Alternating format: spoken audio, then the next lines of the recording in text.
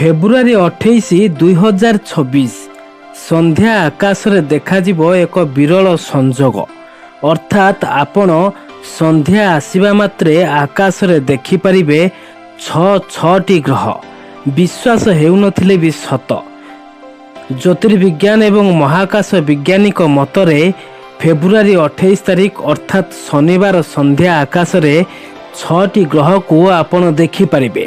ଏ ହେଉଛି ବୃହସ୍ପତି, ୟୁରାନସ୍, ଶନି, ନେପଚୁନ୍, ଶୁକ୍ର ଏବଂ ବୁଧ। ସୂର୍ଯ୍ୟାସ୍ତର ପ୍ରାୟ 30 ମିନିଟ୍ ପରେ ପଶ୍ଚିମ ଆକାଶର ଦିଗ୍ବଳୟ ନିକଟରେ କ୍ରମାନ୍ୱୟରେ ଶୁକ୍ର, ବୁଧ, ନେପଚୁନ୍ ଏବଂ ଶନି ଗ୍ରହ ରହିବ।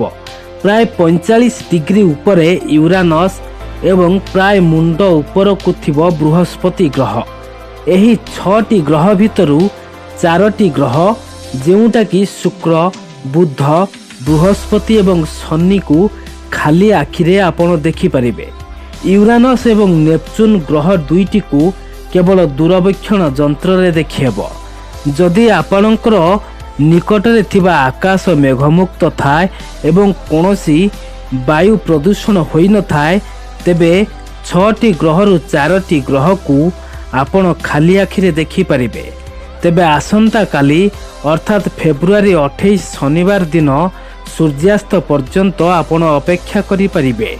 ନିଜେ ଏବଂ ନିଜ ପରିବାର ସହିତ ବନ୍ଧୁ ପରିଜନଙ୍କ ସହ ମିଶି ମହାକାଶର ଏହି ମହାଜାଗତିକ ଦୃଶ୍ୟକୁ ଆପଣ ଉପଭୋଗ କରିପାରିବେ। Bureau report, DNK live.